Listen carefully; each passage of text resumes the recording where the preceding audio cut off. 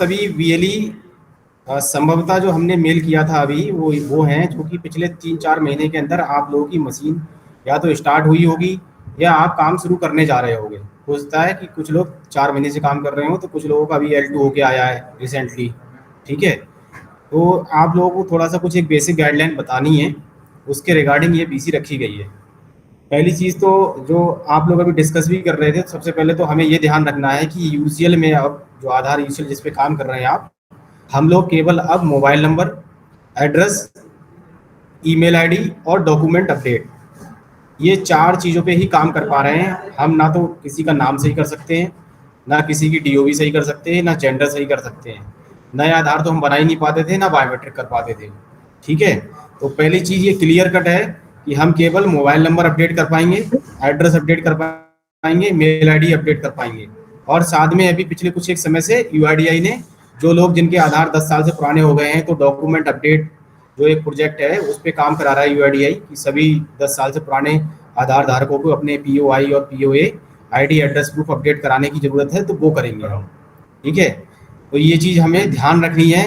अगर आपके सॉफ्टवेयर में कभी भी ये ऑप्शन आता भी है कि हमारे यूसीएल सॉफ्टवेयर से या सीएससी जो बीसी यूसीएल काम कर रहे हैं आप लोग, तो वो बंद कर दी गई हैं। आप लोग यूसीएल जब मिला है तो कुछ एक चीज़ें हैं, बेसिक चीज़ें जो आपके पास रही होंगी तभी आप काम कर पा रहे हो। सबसे पहले आप सीएससी हो, सीएससी के साथ आपने बीसी बना होगा आपका, फिर सीएससी जो डिजिटल सेवा पोर्टल है और बीसी है उस पर आपने काम शुरू किया होगा। तो कुछ एक महीने हो गए होंगे काम करते हुए, हो सकता है कुछ लोग बहुत पुराने थे, तब जाके आपको ये यूसीएल की सर्विस लेने के लिए आप योग्य हुए हैं कि फिजिकली डिसेबल्ड है, जिनके साथ कोई चैलेंज है फिजिकली, तो उनके लिए व्हील चेयर की व्यवस्था होनी चाहिए। टोकन सिस्टम में अगर एक बार को नहीं होता है, लेकिन फिर भी आप कोशिश करिए कि अगर आपके सेंटर में भीड़ हो रही है तो कुछ ऐसा मैकेनिज्म बना के रखें आप लोग कि लोग जो है बारी बारी से काम करा पाएं आपके यहाँ पे। ठीक है, तो ये बेसिक कुछ एक गाइडलाइंस है जिसको यूआईडी जरूर बोलता है कि ये होनी चाहिए। आपका सेंटर जो है वो इस पे कम से कम 5 से 10 लोगों के बैठने की व्यवस्था होनी चाहिए।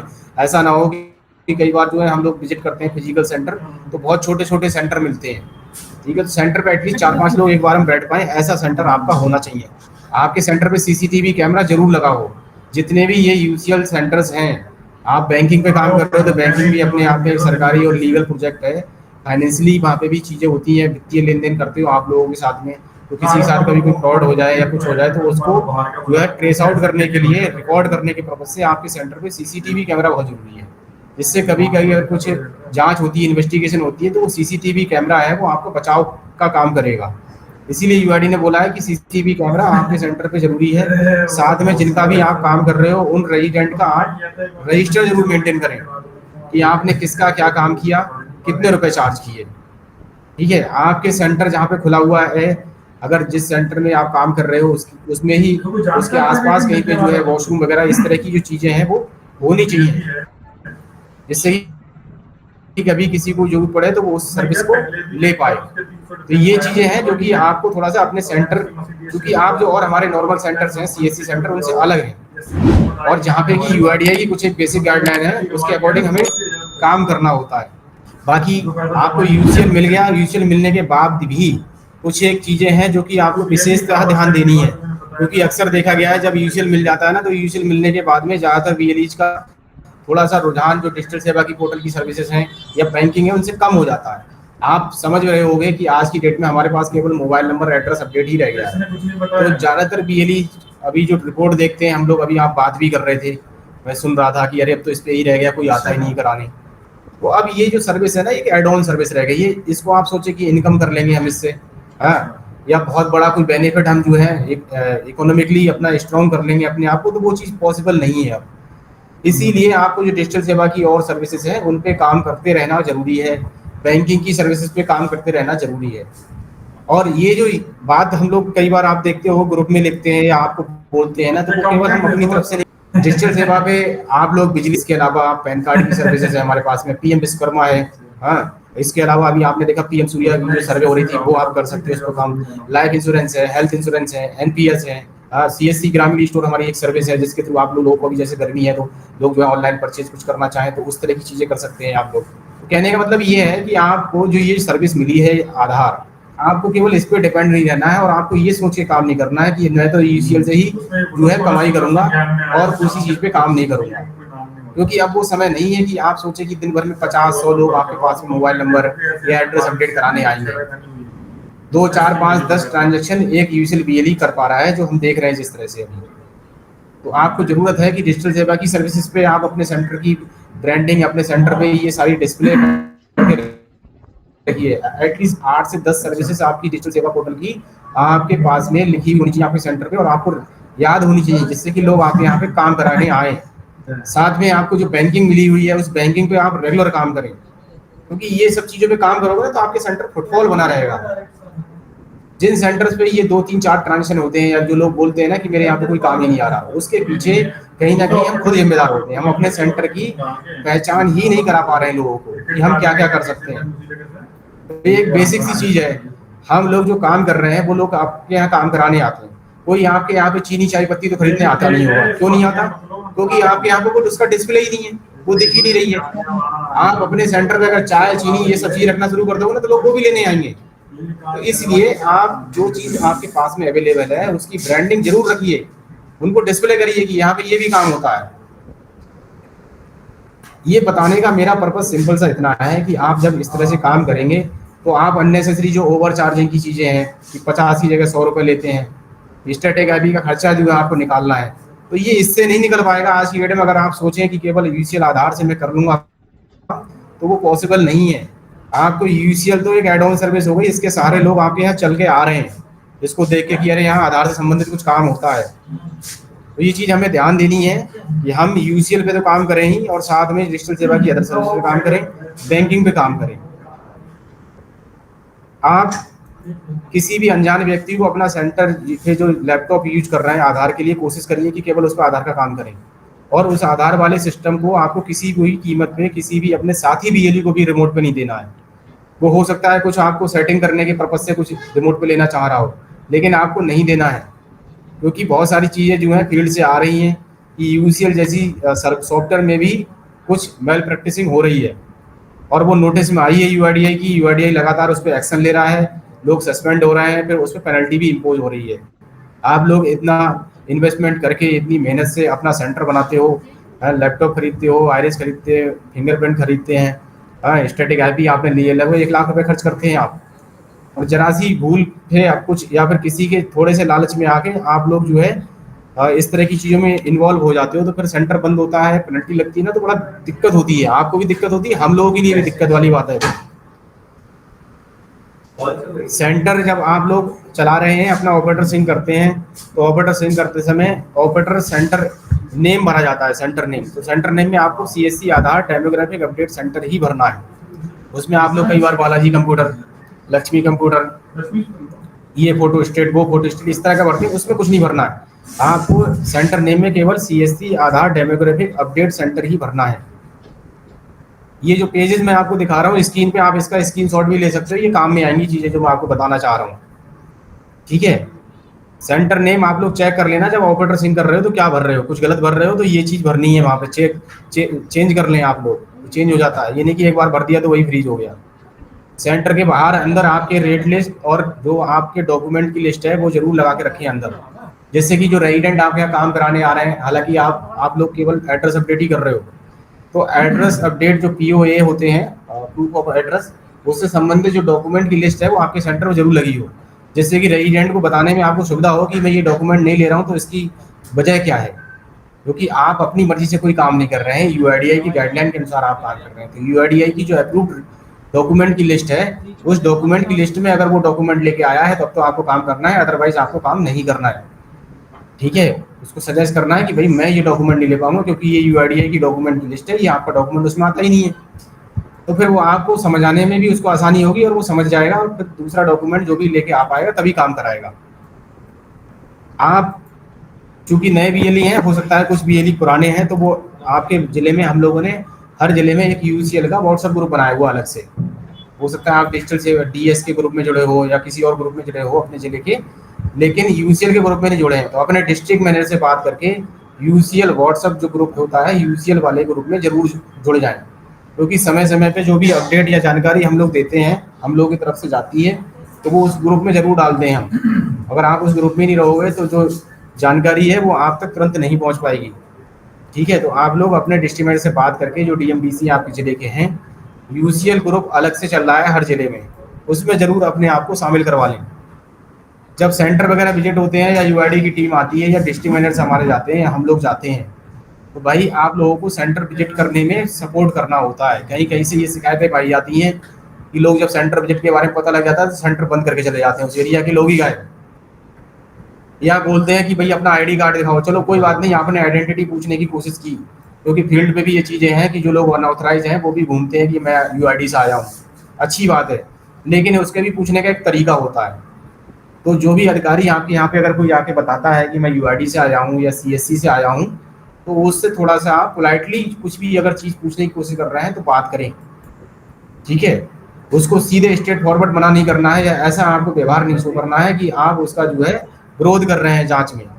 ठीक है, डॉक्यूमेंट के जो आप लोग लेते हैं एड्रेस प्रूफ वगैरह, वो आपको ओरिजिनल स्कैन करने हैं, फोटो कॉपी स्कैन नहीं करनी होती है। ट्रांजेक्शन के बारे में मैंने आपको बता दिया। जो ट्रांजेक्शन की बात हो रही है बार बार कि आपको हर महीने इतने करने हैं, इतने डिजिटल सेवा पे काम करना है, तो उसका रीजन है क्योंकि जो यूसीएल जैसी सर्विस हम लोग पूरा यूपी में अगर बात करें तो हमारे पास 20,000 बीसी हैं, 2 लाख सीएससी हैं। तो 20,000 बीसी में से मैं केवल 6,000 लगभग लोगों को यूसीएल दे पाता हूँ। तो यूआईडीआई ने जो हमें जिम्मेदारी दी है, यूआईडीआई ने ये बोल के जिम्मेदारी दी है कि हम लोग जो जिनको मोबाइल नंबर या एड्रेस अपडेट कराने में असुविधा हो रही है, तो आप लोग उन क्षेत्र में अपने यूसीएल सेंटर्स खोलिए जहाँ पे उनकी और बैंक, पोस्ट ऑफिस या इस तरह के सेंटर नहीं है। और आज की डेट में अगर बात करें मोबाइल नंबर की, तो मात्र 30% लोग ही ऐसे हैं जिनके मोबाइल नंबर लिंक है आधार में। तो बहुत बड़ा स्कोप है अभी। अगर आप सोचें कि अरे नहीं सबके मोबाइल नंबर लिंक हो गए, नहीं, ऐसा नहीं है। वो चीज़ अलग है कि ह्यूमन टेंडेंसी है, और इंडिया में तो खासकर लोग तब तक वो काम नहीं कराते जब तक उनका काम खराब नहीं होना है, उनकी कगार पे आ जाए या उनको जरूरत महसूस नहीं होती है। तो यूआईडीआई जो आंकड़े देता है हमको, वो तो ये बताता है कि भाई 30% ही आधार लोगों के मोबाइल नंबर लिंक है। इसका मतलब भाई बहुत स्कोप हमारे पास में है। अब एड्रेस की बात करें तो एड्रेस भी लोग, बहुत सारे लोग चेंज करते हैं। ठीक है, तो अगर जिन लोगों ने एड्रेस अपडेट नहीं कराया तो हो सकता है कुछ एक सर्विसेज या फिर कुछ ऐसी सुविधाएं हैं जो सरकार की स्कीम्स में उनका लाभ नहीं मिल पाता है उन्हें, तो एड्रेस अपडेट भी अभी काफ़ी लोग कराते हैं। डॉक्यूमेंट अपडेट एक अभी नया जो चल रहा है 10 साल से पिछले, जिन लोगों के आधार पुराने हैं तो उनको अपने दोबारा से केवाईसी, एक तरह से समझ लीजिए आप, आईडी एड्रेस वो अपने आधार में अपडेट कराने हैं। हाँ, तो हमारे पास अभी स्कोप है काम करने का। आपको इस सर्विस को थोड़ा मेंटेन करके रखना है, इसको बचाए रखना है। हम डॉक्यूमेंट प्रॉपर चेक करके लें, हम किसी भी तरह से ओवरचार्ज में शामिल ना हो, किसी भी तरह से सॉफ्टवेयर के साथ में छेड़छाड़ करते हुए ना पाए जाएं, रबड़ थंब इस तरह की एक्टिविटीज़ में ना पाए जाएं कि कोई चेक कर ले या पकड़ में आ गए तो फिर सेंटर बंद हो जाए, हमारा लाइसेंस खत्म हो गया। तो हमें इस सर्विस को मेंटेन करते रहना है। वो मेंटेन रखने का तरीका एक ही है कि यूआईडी की गाइडलाइन के अनुसार अगर हम काम करेंगे तो हम सिस्टम में रहेंगे, अदरवाइज हमारी आईडी कभी भी बंद हो जाती है। तो फिर उसके लिए जिम्मेदारी हमारी ही है, और हम ही जिम्मेदार होते ही हैं कहीं ना कहीं उसके लिए। फिर हम एक दूसरे पे बस खाली दोषारोपण करते हैं कि सीएससी ने बंद कर दिया, कि डिस्ट्रिक्ट मैनेजर विजिट करने आए थे वो रिपोर्ट लगा के चले गए। अगर डिस्ट्रिक्ट मैनेजर पे रिपोर्ट लगा के विजिट करके जाएगा तो फिर भी आपके पास में दरवाजे होंगे दोबारा सिस्टम में आने के लिए। अगर यूआईडी ने एक बार बंद कर दिया तो कम से कम 1 साल के लिए सस्पेंड हो जाती है आईडी। ये चीज़ समझिए आप लोग, हमारी और आपकी जिम्मेदारी है कि हम सेंटर अपने मानकों के अनुसार यूआईडी के चलाएं। डेली सेंटर हमको खोलना है। कुछ लोग सेंटर अपनी मन मुताबिक खोलते हैं, दिन में 1-2 घंटे चलाएंगे, प्राइवेट जॉब कर रहे हैं, प्राइवेट स्कूल में पढ़ा रहे हैं, अपना बिजनेस भी चल रहा है, सेंटर भी चला रहे हैं। तो अगर आपको लग रहा है कि मैं सेंटर पे प्रॉपर समय नहीं दे पा रहा हूँ, तो यूसीएल जैसी या बैंकिंग जैसी सर्विस प्लीज कृपया करके आप खुद से भी सेंटर कर सकते हो। क्योंकि अगर आप यूसीएल, मैं बोल रहा हूँ आपको क्लियर, यूसीएल मैंने बताया जैसे 6,000 लोगों को हम दे पा रहे हैं। अब वो बीएलई जिसके यहाँ कम काम आ रहा है या जो काम कम कर पा रहा है, किसी और चीज में भी इन्वॉल्व है, उसकी वजह से कोई अच्छा बीएलई जिसको भी देके और जिनको लोगों को भी सुविधा दे पाता ज्यादा, उसका हक मारा जा रहा है। तो कहीं ना कहीं आप लोगों से जो बार बार कहने का पर्पज होता है हम लोगों का कि ज्यादा से ज्यादा काम करना है, हम ये नहीं कह रहे कि आपको फेक ट्रांजेक्शन करना है या गलत काम करना है। आप अपने सेंटर की पब्लिसिटी करिए, प्रमोशन करिए, प्रचार करिए, सेंटर पे डेली बैठिए। अभी गर्मी है जैसे, तो सुबह 7 बजे आप सेंटर खोल सकते हो, सुबह 7 से 12 बजे तक काम करो या 11 बजे तक काम करो। 2-3 घंटे काम नहीं करना है, आराम करना है, तो सेंटर पर लगा दो कि भाई इतने बजे से इतने बजे तक काम नहीं होगा। फिर बैठ के 3 बजे आके शाम को 8 बजे तक काम करिए। हम लोगों ने जो काम, अगर आप देखते हो बैंक पोस्ट ऑफिस तो भाई 10 से 4 ही काम करते हैं नियम से, वो सरकारी लोग हैं। हम लोगों के पास में ये फ्लेक्सिबिलिटी है कि हम सुबह अर्ली मॉर्निंग भी सेंटर पे काम खोल के बैठ सकते हैं और शाम को भी लेट नाइट तक काम कर सकते हैं। हम सातों दिन काम कर सकते हैं। सैटरडे संडे, एक ट्रेंड देखा है मैंने कि सैटरडे संडे को हमारे जो सीएससी सेंटर्स हैं उनके ट्रांजेक्शन डाउन हो जाते हैं एक साथ, पता नहीं क्यों। क्योंकि हम भी ये सोच रहे हैं कि भाई सैटरडे संडे छुट्टी रहती है तो हम भी अपने सेंटर बंद रखें। नहीं, ऐसा नहीं करना है हमें, क्योंकि सैटरडे संडे जो लोग सरकारी लोग हैं, जो नौकर पेशा लोग हैं, वो अपना काम कराना चाहते हैं तो वो कहाँ काम कराएंगे, क्योंकि बैंक पोस्ट ऑफिस ही बंद है उस दिन। तो ये चीज जो हमको मिली हुई है, हम जो सीएससी हैं, तो सीएससी का जो कॉन्सेप्ट है वो है ही इसीलिए कि जहां जब जो काम नहीं कर पा रहा है वहां हम काम करके दें। जिन गांवों तक बैंक पोस्ट ऑफिस नहीं है वहां पे हमारे सेंटर है, या जो लोग संडे को नहीं काम करते हैं हम उनके लिए सर्विस दे पाए। तो आपसे सबसे रिक्वेस्ट है कि हमें प्रतिदिन अपने सेंटर खोल रहे हैं। हाँ, किसी दिन जैसे अभी इलेक्शन है, कहीं किस एरिया में इलेक्शन हो रहा है, कर्फ्यू लगा है, या कोई बात है कि लोकल अथॉरिटी या लोकल प्रशासन आपको अलाउ नहीं करना सेंटर खोलने के लिए, तब आपको नहीं खोलना है। अदरवाइज आप होली, दिवाली, ईद किसी भी दिन काम करिए, 26 जनवरी, 2 अक्टूबर, 15 अगस्त, डेली आप सेंटर पे काम कर सकते हैं। किसी भी छुट्टी की दिन आपको अगर आपने काम किया उसकी वजह से कभी भी आईडी सस्पेंड नहीं होती है। लेकिन उसके बावजूद कभी छुट्टी हो तो आप लोग पूछने की एक बार कोशिश जरूर करते हो कि सर आज काम करें नहीं करें। आप उस दिन तो पूछने की कोशिश करेंगे कि करें नहीं करें, लेकिन 50 के 100 रुपए ले लेते तो नहीं पूछते सर 100 रुपए ले या नहीं ले। जो चीजें मैं बता रहा हूँ वो प्रैक्टिकल चीजें बता रहा हूँ। मैं फील्ड पे जाता हूँ तो सुनता हूँ, आपकी क्वेरी आती है तो सुनता हूँ। इसको बताने का, समझाने का तरीका मेरा थोड़ा स्ट्रेट फॉरवर्ड जरूर हो सकता है कि मैं आपको सीधे सीधे बोल रहा हूँ ये चीजें, लेकिन ऐसा है। आपको ध्यान देना है इन चीजों को लेके कि हम सेंटर पे ज्यादा से ज्यादा समय देंगे तो हमारे ट्रांजेक्शन आप देखना कि खुद से बढ़ जाएंगे। हम सर्विसेज बढ़ाएं अपनी, हम अपनी क्वांटिटी बढ़ाएं, अपनी क्वालिटी बढ़ाएं, तो आप देखोगे आपकी इनकम खुद से बढ़ जाएगी। सीसीटीवी जरूर लगाएं अपने सेंटर पे, मैंने बताया जैसे कि, और रजिस्टर जरूर मेंटेन करें कस्टमर का। रेट लिस्ट लगाइए सेंटर के बाहर। ये जो रेट लिस्ट है ये सेंटर, आपके सेंटर के अंदर लगी हुई होनी चाहिए रेट लिस्ट। दूसरा, ये हमारी कॉमन ब्रांडिंग का एक बैनर है, ये बैनर आपके सेंटर के बाहर जरूर लगा हो। सीएससी स्टेट लोगो, मतलब उत्तर प्रदेश का एक लोगो है जो भी सीएससी जनसेवा केंद्र का लगता है, वो लगाएंगे आप। बैंक लोगों में जो भी आपकी बैंकिंग है, एसबीआई, बीओबी, एक्सिस बैंक, जिसके भी आप बीसी बने हैं, वो लगा के आपको ये परफॉर्मा है इसका बैनर जरूर लगा हो आपके सीएससी सेंटर पे। हम तो ये जो नॉर्मल सेंटर्स भी हैं, आप तो यूसीएल पे हो, जो नॉर्मल सेंटर्स भी है वहाँ पे भी कॉमन ब्रांडिंग का यही हमारा फॉर्मेट है, तो ये जरूर लगा के रखना है।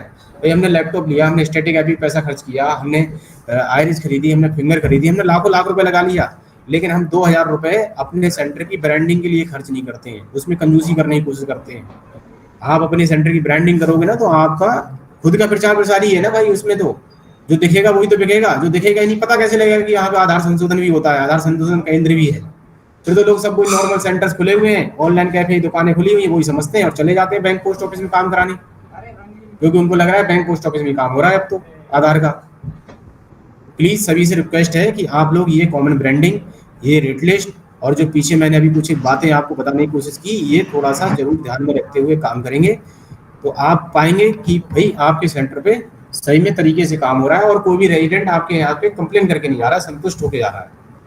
ठीक है, ये रजिस्टर का फॉर्मेट है, ये रजिस्टर आप जरूर बनाएंगे। आपको मेल भी जब L2 का गया होगा तो ये सारी चीजें अटैच होके गई होंगी।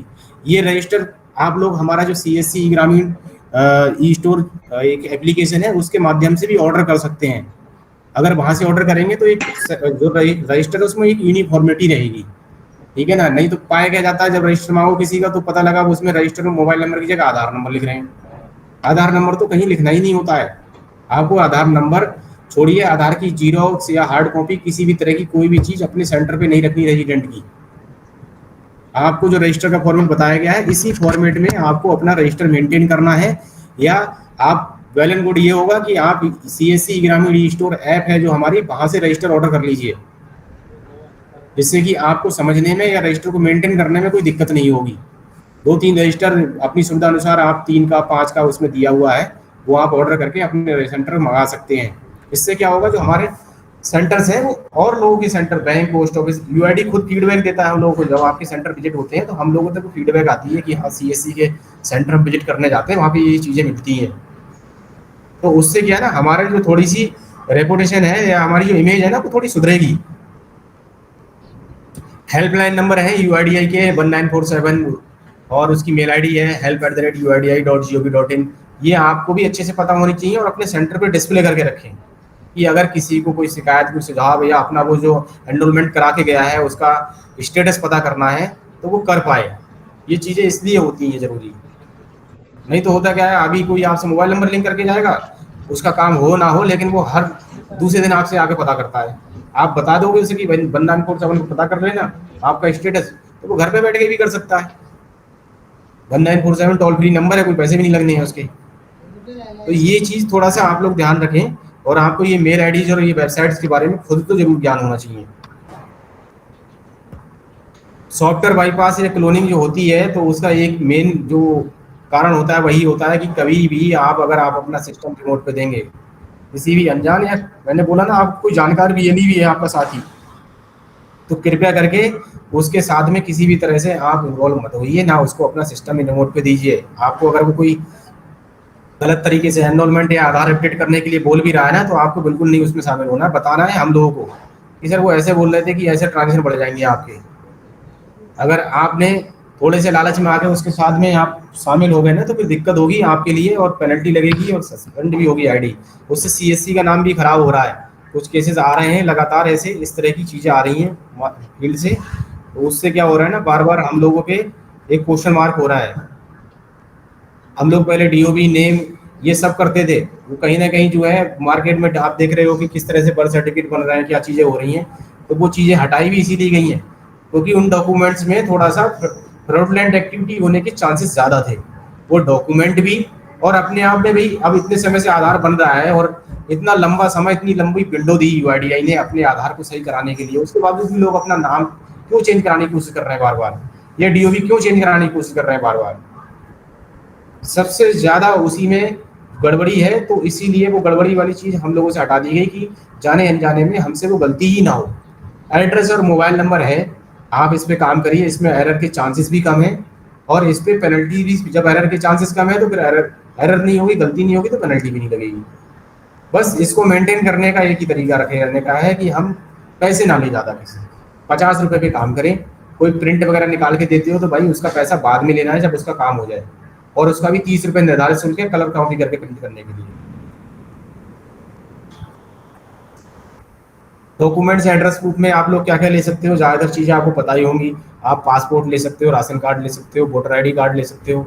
हाँ, तो ये सब चीज़ें हैं, इस तरह के डॉक्यूमेंट्स आप लोग एड्रेस प्रूफ में ले सकते हो। कास्ट सर्टिफिकेट्स वगैरह होते हैं, ये ले सकते हो आप लोग। यूआईडीआई का स्टैंडर्ड फॉर्मेट है जो कि ग्राम प्रधान से या फिर चेयरमैन से, एमएलए, एमपी से, कोई भी गजेटेड ऑफिसर से अगर प्रमाणित करा के लाता है तो भी आप लोग जो है उसको यूआईडी स्टैंडर्ड फॉर्मेट को एड्रेस प्रूफ में ले सकते हैं।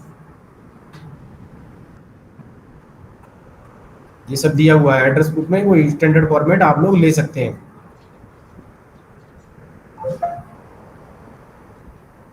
बिजली बिल होते हैं, पानी का बिल है, ये सारी चीज़ें आप लोग एड्रेस प्रूफ में ले सकते हैं।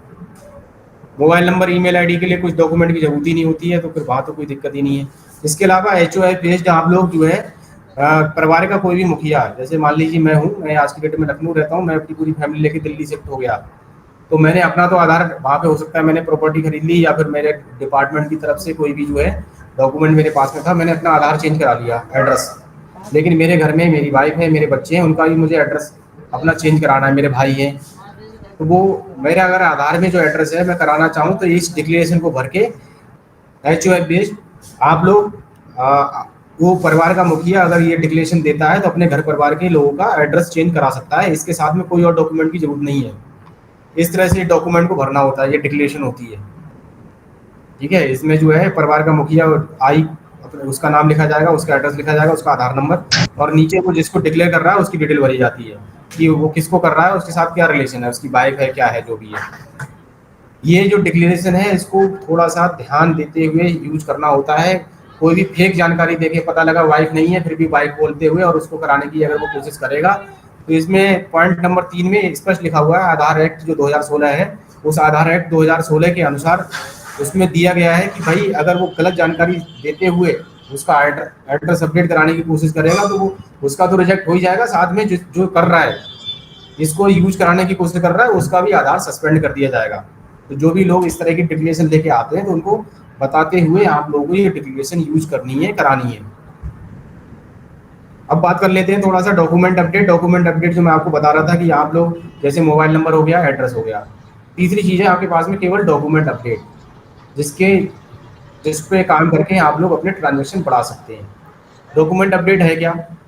यूआईडीआई ने जो 10 साल या 10 साल से पुराने आधार बने हुए हैं उनको सभी रेजिडेंट्स को ये मैसेज भी कराया है, अपने उनके मोबाइल पे मैसेज भी किया है कि आप लोग आईडी एड्रेस प्रूफ दोबारा से नियरेस्ट अपने किसी भी सीएससी सेंटर, जो भी हमारे यूसीएल सेंटर हैं या फिर आधार सेवा केंद्र पे जाके अपडेट कराएं।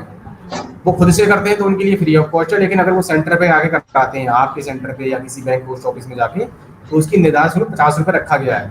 ठीक है, ये जरूरी क्यों किया गया है? क्योंकि भाई 10 साल में लोगों की आइडेंटिटी हो सकता है चेंज हो गई हो, उन्होंने अपना एड्रेस बदल लिया हो, लेकिन वो अपना आधार को चेंज नहीं कराए या वहीं पे रह रहे हैं। फिर भी यूआईडीआई ये चाह रहा है कि ऐसे लोगों का कम से कम ये तो पता लगा रहे कि आज की डेट में वो लोग हैं भी और वहीं रह रहे हैं जहां उनका आधार बना था 10 साल पहले। इसलिए अगर उनकी लोकेशन चेंज नहीं भी हुई है फिर भी उनको अपने डॉक्यूमेंट अपडेट कराने की जरूरत है। उसका पर्पज थोड़ा सा ये है। जो लोग इसको नहीं कराएंगे तो उनको जैसे जो डीबीटी के माध्यम से कुछ स्कीम्स का सरकार लाभ पहुंचाती है, तो वो हो सकता है उनको आने वाले समय में ना मिले। ये केवल अभी बोला जा रहा है, बोला इसलिए जा रहा है क्योंकि इसको मैंडेटरी नहीं करा गया, ये अभी वॉलंटरी है। वॉलंटरी स्टेज में इसलिए भी है क्योंकि यूआईडीआई के अनुसार अगर बात करें तो यूपी में केवल लगभग 3 करोड़ लोग ऐसे हैं। आप बोलो कि नहीं इनके आधार बंद कर दो तभी ये लोग कराने आएंगे। भाई अगर 3 करोड़ आधार सस्पेंड कर दिए गए तो हम लोग इतने नहीं हैं। ऑपरेटर्स की बात करें तो यूपी में केवल 15,000 ऑपरेटर काम करते हैं। तो एक जो है ना पूरा एक अफरा तफरी का माहौल बन जाएगा। तो इस चीज़ को अभी मैंडेटरी नहीं किया है यूआईडीआई ने, लेकिन जो पढ़े लिखे जो समझदार लोग हैं वो इस चीज़ को समझ रहे हैं और कर भी रहे हैं, करा भी रहे हैं।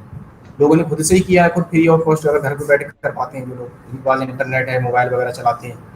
तो आप लोग भी जो आपके यहाँ लोग काम कराने आते हैं, चाहे वो कुछ भी काम कराने आते हैं, आप तो सिंपल से समझो कि अगर आपके यहाँ पे कोई फोटो कॉपी ही कराने क्यों नहीं आया आधार की, आपके अगर हाथ में आधार आता है किसी भी पर्पज से आता है तो आपको 2-3 क्वेश्चन कर लेने हैं उससे।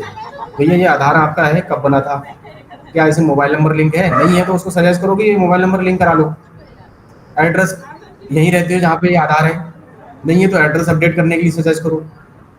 सब कुछ सही है तो फिर उसको बोलो कि अरे ये कितना पुराना हो गया, बोलेगा बहुत पहले बना था। तो उसको बोलो अगर डॉक्यूमेंट अपडेट कराया नहीं कराए आपने, नहीं कराया है तो उसको आपको प्रयास करना है, बता समझा के ये चीज़ें आप लोग इस तरह से कर सकते हैं।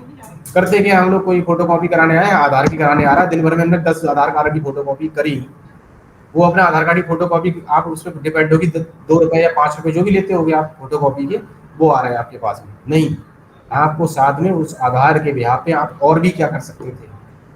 ठीक है, आप हेल्प कर रहे लोगों के, आने वाले समय में हो सकता है वो लाइन में लग के वो काम कराए।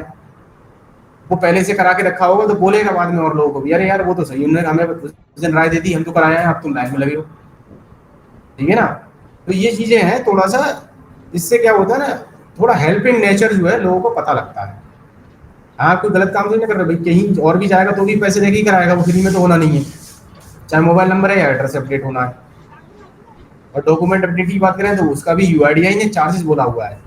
कोई अगर आपसे बोले कि नहीं ये तो फ्री हो रहा है, तो फ्री हो रहा है तो भाई घर बैठ के कर लो। सेंटर पे तो यूआईडी ने बोला है हमसे कि 50 रुपये ही लेने हैं और 50 रुपये देने पड़ेंगे आपको। तो उसमें कोई भी ऐसा लड़ाई झगड़े या कंट्रोवर्सी वाली बात ही नहीं है। उनको बताना है कि भाई फ्री ऑफ कॉस्ट है डॉक्यूमेंट अपडेट, लेकिन क्यों, कब, क्या, कब और किसके लिए है? बस उन्हीं के लिए है जो लोग खुद से करते हैं। अगर भाई हम भी तो अपना सेंटर पर लेके बैठे हैं, लैपटॉप है, प्रिंटर है, इंटरनेट का खर्चा है, तो इसमें से यूआईडी ने ये बोला है कि अगर सेंटर पे आके कराएंगे तो 50 रुपये देने पड़ेंगे आपको। नहीं तो आप करना चाह रहे हो तो खुद से कर लो, पोर्टल है, विंडो ओपन है यूआईडी की। ये प्रोसेस है, उसका प्रोसेस ज़्यादा बताने वाली बात ही नहीं है। आप जैसे डेमोग्राफिक अपडेट कर रहे हो तो वहीं पे आ रहा होगा ऑनलाइन डॉक्यूमेंट अपडेट। इस ऑनलाइन डॉक्यूमेंट अपडेट पे क्लिक करेंगे, आधार नंबर डालेंगे तो डिटेल खुल के आ जाती है उसकी रेजिडेंट की। और डिटेल को खुलने के चेक करने के बाद में डॉक्यूमेंट से वेरीफाई करते हुए लास्ट में जाके वेरिफिकेशन करके और आपको पीओआई और पीओए उसके अपडेट अपलोड कर देने हैं। बैक कोड जनरेट करके आप वैलिडेट कर देते हो। बाकी प्रोसेस सारा सेम है, बस थोड़ा समझने की जरूरत थी ये कि डॉक्यूमेंट अपडेट है क्या और इसकी जरूरत क्यों है, वो मैंने आपको बता दी। अब थोड़ा सा समझ लेते हैं कि जो हम लोग काम कर रहे हैं, एड्रेस अपडेट ही कर रहे हो तो आप लोग, तो एड्रेस अपडेट करते समय जो डॉक्यूमेंट आप लोग अगर गलत लेते हो तो किस किस तरह की गलतियां हमसे होती हैं, और वो अगर गलती होती है तो उस पर पेनल्टी किस किस तरह से लगती है। ठीक है, बात करें अगर हम लोग डॉक्यूमेंट एरर की, तो डॉक्यूमेंट एरर में आप लोग जो है मिसिंग डॉक्यूमेंट, फ्रॉडुलेंट डॉक्यूमेंट, कोई डॉक्यूमेंट आपने स्कैन ही नहीं किया, या फ्रॉड गलत तरीके से कोई डॉक्यूमेंट बना हुआ था, या अनपार्लियामेंट्री लैंग्वेज, ठीक है ना, अब्यूजिंग जो लैंग्वेज होती है उस तरह की भाषा का प्रयोग करेगा अगर आपने डेमोग्राफिक या एड्रेस अपडेट करते समय, तो ये होते हैं डॉक्यूमेंट अपडेट। दो तरह के होते हैं, DOE 1 और DOE 2। DOE 1 में जो आते हैं वो मेजर एक ग्रेव एरर्स होते हैं, बड़ी गलती, गलत डॉक्यूमेंट को यूज करना, या डॉक्यूमेंट प्लेन स्कैन कर देना, डॉक्यूमेंट स्कैन ही नहीं हुआ, पुअर क्वालिटी डॉक्यूमेंट, या डॉक्यूमेंट जो लिस्ट है उस लिस्ट से अलग कोई डॉक्यूमेंट यूज कर लिया तो invalid document. Demographic data mismatch, आपने जो डॉक्यूमेंट लिया उसमें कुछ और लिखा है एड्रेस, और आप जो है आधार में जो यूज करा हुआ है तो उसका कुछ और है, किसी और का किसी और पे जो यूज करते हैं ना वो डेमोग्राफिक डेटा मिसमैच में चला जाएगा। इनकम्प्लीट एड्रेस, एड्रेस जो है वो पूरा प्रॉपर नहीं है और आप उस डॉक्यूमेंट को यूज करने की कोशिश कर रहे हैं। ठीक है, ये इस तरह की जो गलतियां हैं ये कैटेगराइज किया गया है। अब ये जो गलतियां थी इनके बिहाफ पे पेनल्टी कैसे लगती है। अगर आप poor quality document, demographic data mismatch, या इनवैलिड डॉक्यूमेंट, इनवैलिड डॉक्यूमेंट मतलब जैसे पैन कार्ड को एड्रेस प्रूफ में लगा देना, पैन कार्ड तो एड्रेस प्रूफ में आता ही नहीं है, तो वो इनवैलिड हो गया, तो इस पे 1000 रुपये पर पैकेट लगती है, पर एनरोलमेंट पेनल्टी लगती है ऐसे केसेस में। अगर DOE 1 मान लीजिए आपने प्लेन पेपर स्कैन कर दिया, या जो डॉक्यूमेंट था आप मूल निवास लेके आया, कोई मूल निवास को आप वेरीफाई कर सकते हो ऑनलाइन, लेकिन वेरीफाई करने पे वो वेरीफाई नहीं हो रहा है, जिसके नाम से बनाई नहीं है, जारी ही नहीं हुआ है, जो अथॉरिटी है उसने जारी नहीं किया, ठीक है, तो वो जो है ना फ्रॉडुलेंट डॉक्यूमेंट में जाएगा। या बारकोड वाले कुछ डॉक्यूमेंट्स होते हैं, बारकोड स्कैन कर रहे हो, स्कैनिंग नहीं हो रही है उसकी, तो ये सब जो है ना फ्रॉडुलेंट डॉक्यूमेंट में काउंट होते हैं, और ये ग्रेव एरर्स हैं, इनकी जो है पर एनरोलमेंट 10,000 रुपये पैकेट पेनल्टी लगती है। ठीक है ना। अनपार्लियामेंट्री लैंग्वेज, आप लोग इस तरह की भाषा का यूज कर रहे हैं, एड्रेस आपने चेंज करते समय कुछ और लिख दिया, आपका मूड अपसेट है, बोले आज इससे जो है थोड़ा सा हमें अपनी पर्सनल रंजिश निकालनी है, इसका आधार हम गलती से मतलब जानबूझ खराब करने की कोशिश कर रहे हैं, उससे क्या मतलब। तो ऐसा नहीं, आप जो है अगर ऐसा कुछ करेंगे किसी आधार में इस तरह की लैंग्वेज या फिर इस तरह की भाषा का यूज करेंगे लिखते समय, तो फिर उसमें 1000 रुपये पर पैकेट पेनल्टी लगती है। UIDAI सॉफ्टवेयर के साथ छेड़छाड़ या रबड़ थंब का यूज करते हैं तो 1 लाख रुपये पेनल्टी लगती है पर केस, पर ऑपरेटर। अगर आप कभी भी UIDAI ऑफिसर्स को नोटिस में आते हैं कि रबड़ थंब का यूज कर रहे थे आप, या सॉफ्टवेयर बाईपास कर रहे थे आप, गलत तरीके से एनरोलमेंट कर रहे थे, किसी और के साथ में मिलके काम कर रहे थे, तो 1 लाख रुपए पर ऑपरेटर पेनल्टी लगती है। ओवर चार्जिंग हो गया, आप 50 रुपये निर्धारित शुल्क है उससे ज़्यादा पैसे ले रहे हैं, तो ऐसे केसेस में जो है 50,000 रुपये पर ऑपरेटर पेनल्टी लगती है। तो ये थोड़ा सा समझने वाली चीज़ इसलिए है क्योंकि आज की डेट में UIDAI बहुत ज़्यादा सख्त है, चाहे वो डॉक्यूमेंट्स को लेके हो, चाहे वो पैसे ज़्यादा लेने वाली एक्टिविटी को लेके हो। हर महीने लगभग आप बिलीव नहीं करोगे 40 से 50 ऑपरेटर हमारे ऐसे केसेस में दोनों चीज़ों में मिला के सस्पेंड हो रहे हैं, और उसके अनेक पे फिर पेनल्टी आ रही है। आप लोगों को तो लगता है कि हमें जो ID बंद हो गई, हमारा सब कुछ खत्म हो गया। आप समझने की कोशिश करिए कि वो छोटी सी गलती से पैसे किसी ज़्यादा ले लिए, या डॉक्यूमेंट किसी वजह से हमने गलत ले लिया किसी का ना, तो आपका तो सेंटर बंद होता है, लेकिन साथ में CSC का बहुत ज़्यादा उसमें लॉस होता है, हमारी इमेज खराब होती है। UIDAI ऑफिसर्स बोलते हैं कि भाई तुम्हारे कंट्रोल में नहीं है, तुम्हारे ऑपरेटर कुछ भी करते हैं गलत सलत काम, आप बताते क्यों नहीं हो, आप ट्रेनिंग क्यों नहीं करते हो। तो ऐसा नहीं है, अगर आपकी ID सस्पेंड होती है या कुछ होता है तो उसके जिम्मेदार कहीं ना कहीं हम ही लोग होते हैं। और पेनल्टी जो है ना, आप समझो कि आज आपकी ID सस्पेंड होगी ना तो पेनल्टी लेट आती है, ये चीज़ भी आपको ध्यान रखनी है आने वाले समय में। कम से कम 6-7 महीने बाद अगर जो आपने काम किया है उसकी पेनल्टी इम्पोज होती है। अगर फॉर एग्जांपल मैं बात करूँ आज की डेट में, अगर मई चल रहा है तो हमें अभी जो पेनल्टी मिली है वो नवंबर तक की पेनल्टी अभी UIDAI ने शेयर की है हमारे साथ। आप समझो कि प्रोसेस लगभग 5-6 महीने लेट चलता है, ठीक है। तो ये मत समझना कभी भी कि भाई अगर आज ID बंद हो गई और खत्म हो गए सब कुछ, कोई बात नहीं, हम तो बस बरी हो गए। आने वाले समय में कभी भी पेनल्टी आ सकती है, ऑलरेडी काम कर रहे हैं लोग, वो आए दिन जो है हमसे कंट्रोवर्सी करते हैं इसी चीज़ पे कि सर मेरा तो 6 महीने पहले ही बंद हो गया था, पेनल्टी की बात की आ रही है। तो ये कुछ चीज़ें थोड़ा सा कॉन्सेप्ट क्लियर होना चाहिए, इसलिए मैं आपको बता रहा हूँ ये चीज़ें। किसी दूसरे ऑपरेटर को आप अपनी मशीन पर कभी भी लॉगिन नहीं करने देंगे, ठीक है। ये जरूरी चीज़ इसलिए है क्योंकि कुछ लोग करते हैं ऐसा, वो देखते हैं अरे इसमें भी क्रेडेंशियल मेरा भी आ रहा है, इसका भी आ रहा है, कोई बात नहीं मैं ट्राई कर ले रहा हूँ, लॉगिन कर ले रहा हूँ, काम शुरू कर देते हैं। ऐसा नहीं करना है। ये सारी चीज़ ना सिंक रिपोर्ट में तो पता लग जाती है कि आज भाई इस मशीन नंबर पे ये ऑपरेटर सिंक कर रहे थे रामलाल, कल श्यामलाल कैसे दिखने लगे। भले ही आप भाई भाई हैं, 200 एंटर चला रहे हैं, हो सकता है ऐसा कुछ करने की कोशिश कर रहे हैं, तो वो नहीं करना है, ठीक है। ये सब सिस्टम में रिकॉर्ड हो जाती है चीजें और वो ट्रेस होती हैं, फिर उस पर फिर एक्शन होता है।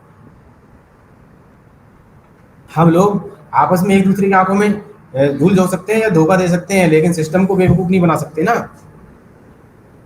अच्छा जी, अभी डॉक्यूमेंट एरर हम लोग समझ रहे थे ना, तो ये डॉक्यूमेंट एरर कैसे यूआईडीआई चेक करती है। ये इस तरह का ना एक पोर्टल होता है यूआईडीआई का, जिसपे कि जो भी आप एड्रेस प्रूफ या फिर डॉक्यूमेंट अपलोड करते हो ना, स्कैन करते हो, वो दिखता है उनको। वैसे ये क्यूसी पोर्टल है, उसी का स्क्रीनशॉट है।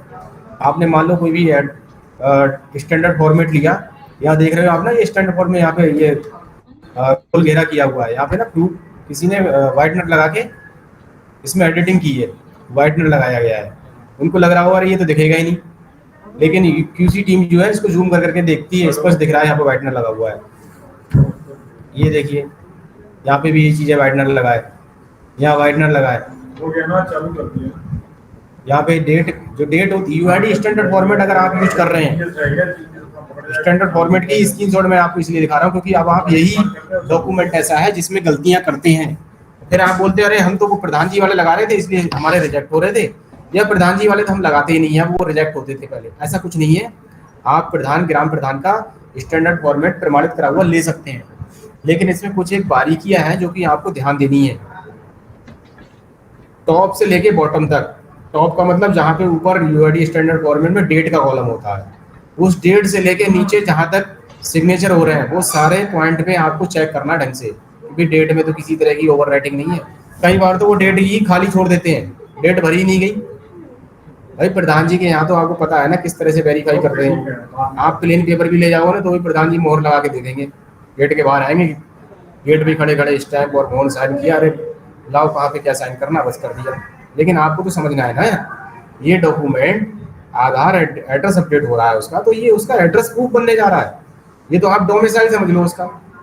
तो अगर एसडीएम के द्वारा जारी किया हुआ डोमिसाइल में हम कोई छेड़छाड़ नहीं करते हैं, तो इसमें कैसे कर लेते हैं भाई। आधार के पर्पज से ये तो एड्रेस प्रूफ हो गया ना, उसका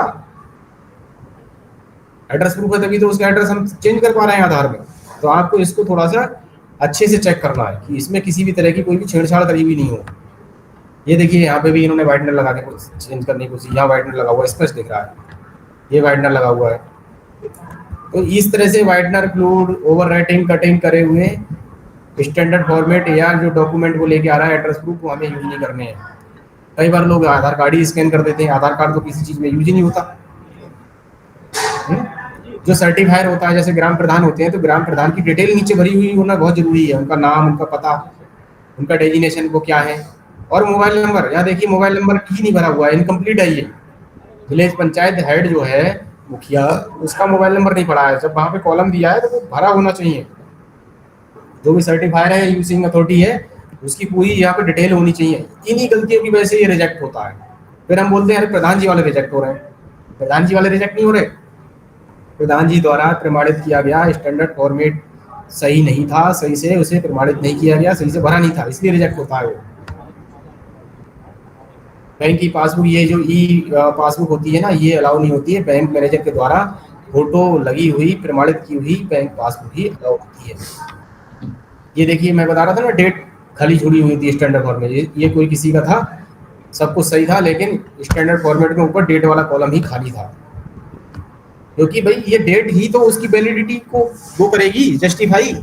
इस स्टैंडर्ड फॉर्मेट की भी अपनी वैलिडिटी है, ये 3 महीने तक ही यूज होता है। जिस डेट में ये भरा गया और साइन किया गया उसके 3 महीने के अंदर ही इसको यूज कर सकते हैं। तो ये कुछ एक मैंने आपको स्क्रीनशॉट दिखाए, ये डॉक्यूमेंट एरर किस तरह से यूआईडी टीम चेक करती है, उनका क्यूसी पोर्टल है, उनका मैकेनिज्म क्या है, वो बताने की कोशिश की आपको। ठीक है, इसको ध्यान रखना है। अब लास्ट में एक बात है, आप लोग जितना भी इकोसिस्टम में हमारे आधार ऑपरेटर सुपरवाइजर हैं, यूआईडीआई की जो नई गाइडलाइन है उसके अनुसार हर 3 साल में सभी ऑपरेटर या सुपरवाइजर्स को दोबारा से एग्जाम करना हुआ करेगा। तो ये जो सामने स्क्रीन पे आपको दिख रही हैं डेट्स, आप लोग देख लो अपना किस डेट में आपने पहले एग्जाम किया हुआ है। तो ये टाइमलाइन के अकॉर्डिंग आप लोग अपना एग्जाम पास कर लेना। एनएसईआईटी का जो भी सुपरवाइजर या ऑपरेटर का एग्जाम देते हैं, आप दोबारा से उस पर अप्लाई करेंगे और एग्जाम में अपीयर होंगे। इधर डेट दी है कि भाई किस डेट तक आपने पहले पास किया था और आप करना कब तक जरूरी है। ओवरऑल ये माने कि जनवरी 2025 तक सभी जितने भी ऑपरेटर जो 2022 से पहले के एग्जाम दिए हुए हैं सबको पास करना है। तो ये 3-3 साल पे जो है हर किसी ऑपरेटर सुपरवाइजर को इसी साइकिल के अनुसार अपने एग्जाम देने हुआ करेंगे। अब इस एग्जाम को करने के लिए एक एलएमएस वाला पार्ट जरूर यूआईडीआई ने ऐड कर दिया है। अब तो ये एलएमएस हालांकि कोई एग्जाम दे रहा है नहीं दे रहा है, हर किसी की जरूरी था। ये 2 साल पहले यूआईडीआई लेके आया था इसको कि जो भी आधार में लोग काम कर रहे हैं, आप हो या हम हैं कोई भी, सभी को यूआईडी ने एक ऑनलाइन पोर्टल बनाया है, अपना ई लर्निंग पोर्टल। उन्होंने पूरी कंप्लीट जानकारी दी है आधार इकोसिस्टम के बारे में। आप लोग तो चूंकि एक बेसिक कड़ी हो, सबसे पहली कड़ी हो, तो आपको तो जरूरी जानकारी होनी चाहिए कि यूआईडीआई क्या है, यूआईडी में क्या क्या चीज़ें होती हैं, डॉक्यूमेंट्स क्या होते हैं, किस तरह से काम होता है। तो उसके पर्पज से एक ई लर्निंग पोर्टल बनाया गया है। इस ई लर्निंग पोर्टल पे जो भी एलएमएस दिए हुए हैं उन एलएमएस मॉड्यूल को आपको पूरा करना है और पूरा करने के बाद में एक सर्टिफिकेट आपको वहीं उस पोर्टल से जारी होगा। उस सर्टिफिकेट की आईडी और पासवर्ड को डेट जो इशूइंग डेट होती है वो डालते हुए आप एनएसईआईटी का एग्जाम ही अब अप्लाई कर पा रहे हैं, नहीं तो आप एग्जाम अप्लाई नहीं कर पाओगे। जिन लोगों ने ये सर्टिफिकेट कर लिया अच्छी बात है, जिन लोगों ने नहीं किया है वो आप लोग कर लें। इसमें आपकी जो मेल आईडी है, रजिस्टर्ड मेल आईडी, वो मेल आईडी जो है आप आईडी रहेगी और पासवर्ड रहेगा UIDI हैज 2024। ठीक है, ये मेल पे भी जाता है आपको। जिन लोगों के ये ई लर्निंग पोर्टल आईडी अगर नहीं बने हैं, अभी मैं एक ग्रुप में जो चैट बॉक्स है उसमें एक गूगल फॉर्म डाल दूंगा, उसमें एक डिटेल है, वो डिटेल अपनी दे देना आप लोग, फिर आपको मेल आईडी पासवर्ड आपकी मेल पे मिल जाएंगे। लेकिन इसको सभी लोग आप लोग कर लें। इसके अलावा जो CSC हमारा हेड ऑफिस है, वहाँ से एक हेल्पलाइन जारी नंबर है 01149754955। cscuid@csc.gov.in ये मेल आईडी है। अगर आपको कोई भी शिकायत, कोई सुझाव या कोई भी दिक्कत आती है तो आप इन नंबर्स पे कॉल कर सकते हैं और मेल आईडी पे मेल कर सकते हैं।